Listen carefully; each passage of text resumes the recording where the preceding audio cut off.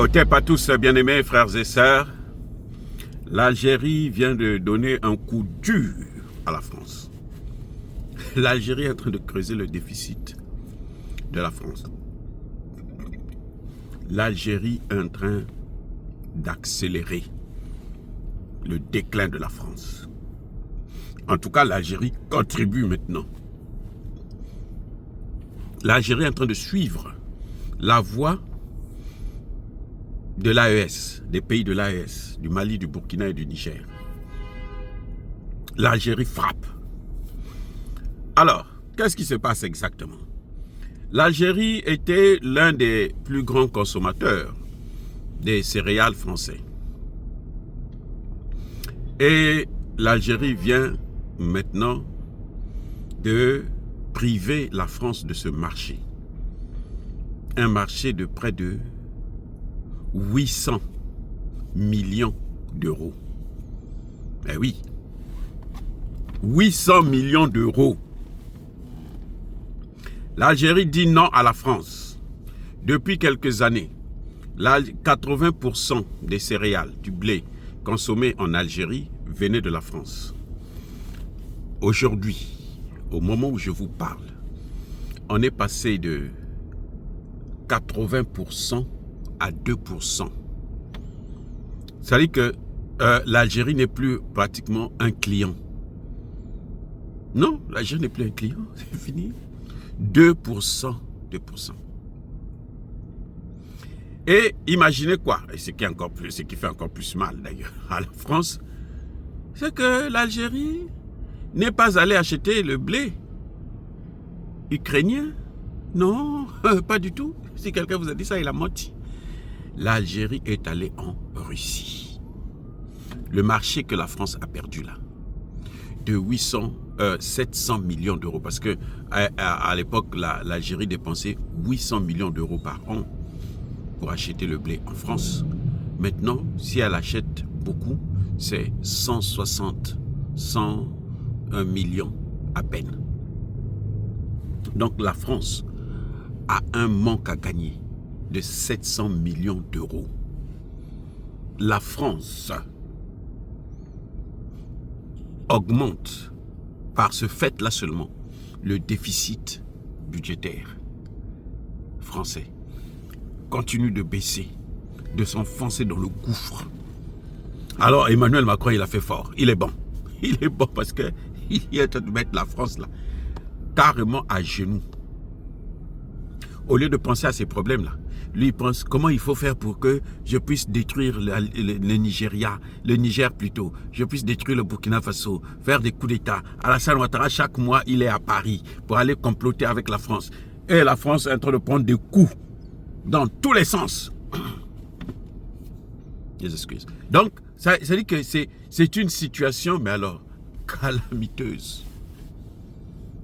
Eh oui, eux qui disaient, nous on va repartir en Afrique, même par la force. On va voir encore si par la force ils peuvent venir. Vous savez pourquoi? Parce que maintenant nous avons des partenaires qui ont aussi des moyens militaires que ce que eux ils ont. Eh oui, on a des partenaires. Les pays qui ne veulent pas obtenir leur indépendance, qui n'obtiennent pas leur indépendance, c'est parce que leurs dirigeants ne veulent pas. Le Congo n'arrive pas à mettre fin à l'invasion, l'agression comment vous l'appelez, du Rwanda, parce que Tshisekedi ne veut pas. Ce n'est pas parce que Tshisekedi n'a pas de moyens, il ne veut pas. Kabila ne pouvait pas le faire parce que Kabila travaillait pour le Rwanda, donc pour les Occidentaux. Et c'est d'ailleurs pour ça qu'on l'avait placé là. Et tout le monde savait qu'il était rwandais. Mais Tshisekedi est congolais. Tshisekedi arrive, il sait que les partenaires là sont ceux qui sont en train de mettre le pays dans le chaos, mais il faut prendre des dispositions. Tshisekedi ne veut pas, jusqu'à se faire humilier chaque fois qu'il va. Et Dieu est bon, tellement bon que chaque fois qu'il va en France, il se fait humilier. Chaque fois qu'il va en France, il se fait humilier. La prochaine fois, quand il va repartir encore, vous allez voir, ça va être les mêmes causes, produisent les mêmes effets. Bref, l'Algérie est en train de donner une leçon à la France.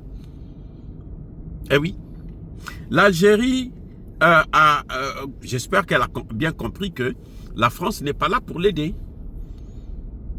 que son intérêt, c'est être bien avec le Mali, avec le Niger, avec le Burkina Faso. L'intérêt de l'Algérie est là. Pas avec la France ou les amis de la France. Donc, en tout cas, nous saluons cette décision, même si la politique de Tebboune ne me plaît pas du tout à l'égard du Mali. Mais cette décision-là, plus on met à terre notre ennemi, plus on affaiblit notre ennemi, plus nous sommes vainqueurs dans cette situation. Et je suis heureux, très heureux que ce soit ainsi.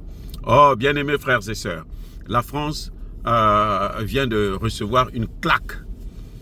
C'est 500 000 tonnes de céréales que la France va devoir consommer elle-même.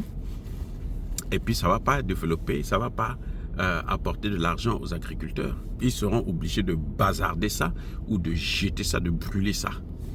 Voilà ce qui leur arrive. Parce qu'ils peuvent venir vendre ça en Afrique, en Afrique noire, subsaharienne. Ils nous ont tellement appauvris que même si on avait envie d'acheter, on ne peut pas acheter, on n'a pas d'argent. Qu'est-ce qu'ils vont faire? Ils vont nous créer une monnaie pour nous, nous donner le CFA gratuitement pour en racheter leurs produits? Non, c'est pas possible. Donc elle va faire ça, elle est foutue. Elle n'a qu'à crever. Dire cela, c'est inciter à la haine ou à la violence. Non. Il y a pas colère veille, il y a malin. Encore une fois de plus, bien-aimés frères et sœurs, je persiste et je signe. Soyez bénis, abondamment bénis par le Dieu de Kémit et par nos ancêtres angélisés. Mais que tous ceux qui persécutent le continent africain le pillent et le déstabilisent, qu'ils soient noirs, blancs, chinois, arabes, juifs, indiens ou qui qu'ils soient punis, maudits, foudroyés, neutralisés, écrasés, effacés par le Dieu de Kémit et par nos ancêtres angélisés. Vive l'Afrique éternelle, j'ai dit et j'assume.